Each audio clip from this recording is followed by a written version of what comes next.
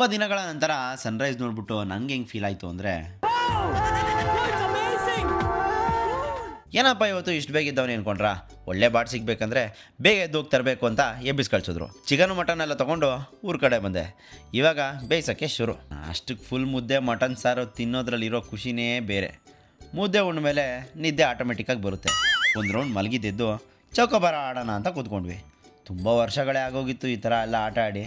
ಯಾರು ಸೋತರು ಅಂತ ಗೆಸ್ ಮಾಡಿ ಕಾಮೆಂಟ್ ಹಾಕಿ. ಆಚೆ ನಮ್ಮ ಮಾಮ ಕಾಯಿ ಸುಲಿತಾಯಿದ್ರು. ನಾನು ಯಾಕೆ ಟ್ರೈ ಮಾಡಬಾರ್ದು ಅಂತ ಈಸ್ಕೊಂಡು ಬೇಜಾನ್ ಟ್ರೈ ಮಾಡಿದೆ. ಕಾಯಿ ಸಿಪ್ಪೆ ಅಂತೂ ಬರಲಿಲ್ಲ, ಅದ್ರ ಬದಲು ನೆಟ್ಟ ದಾರೆನೇ ಆಚೆ ಬಂದ್ಬಿಡ್ತು. ಅದೇನೋ ಹೇಳ್ತಾರಲ್ಲ, ಆಟಗಾರಂಗೆ ಆಟ ಗೊತ್ತು, ನೋಟಗಾರಂಗೆ ನೋಟ ಗೊತ್ತು. ಮುಂದಕ್ಕೆ ಬೇಡ ಬಿಡಿ. ಹಂಗೋ ಹಿಂಗೋ ಕಷ್ಟಪಟ್ಟು ಒಂದು ಕಾಯಿ ಸುಲಿದೇ ಬಿಟ್ಟೆ.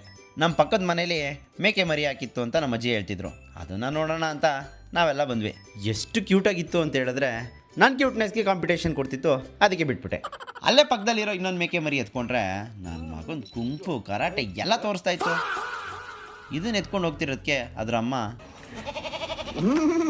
ಬಡ್ಕೋತಾ ಇದೆ. ಸೊ ಒಂದು ತಾಯಿಯಿಂದ ಮಗುನ ದೂರ ಮಾಡ್ತಾರೆ ಅಂತ ಗೊತ್ತಾದ್ರೇನೆ ತಾಯಿಗೆ ಸಹಿಸಕ್ಕಾಗಲ್ಲ. ಹಿಂಗೆ ನನ್ನ ಯೂಟ್ಯೂಬ್ ನನ್ನಿಂದ ಹೋದ್ರಿ ನನಗೂ ಹಿಂಗೆ ಆಗಿರೋನೋಗೆ ನಾನೇ ಸಮಾಧಾನ ಮಾಡಿಕೊಂಡು ಬೆಂಗಳೂರು ಕಡೆ ಓಡಕ್ಕೆ ರೆಡಿ ಆದ್ವಿ.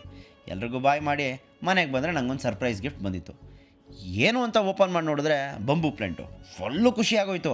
ಬಟ್ ಯಾರು ಕಳಿಸಿದ್ದು ಅಂತ ಸೈಕ್ ಕೂಡ ಆಯಿತು. ಯಾರಿರ್ಬೋದು ಅಂತ ಮೆಸೇಜ್ ಓಪನ್ ಮಾಡಿ ನೋಡಿದ್ರೆ ಏನು ಹೇಳ್ಬೇಕಂತಲೇ ಗೊತ್ತಾಗ್ತಾಯಿಲ್ಲ.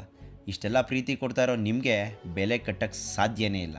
ಒಂದಂತೂ ನಿಜ, ನಾನಿವಾಗ ಕುಗ್ಗಿರ್ಬೋದು, ಆದರೆ ಅದೇ ಜೋಶ್ನಲ್ಲಿ 100% ಆದಷ್ಟು ಬೇಗ ವಾಪಸ್ ಬರ್ತೀನಿ.